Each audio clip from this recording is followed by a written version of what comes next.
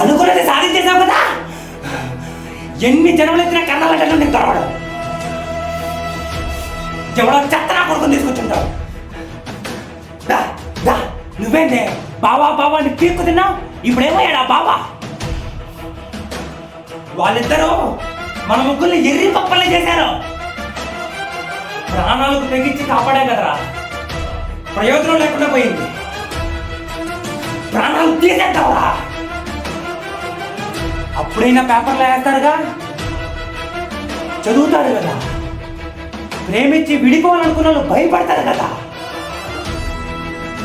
మీ ఇద్దరొద్దు, వాళ్ళని నేనే చంపేస్తా. వాళ్ళే చెత్త నా కొడుకు.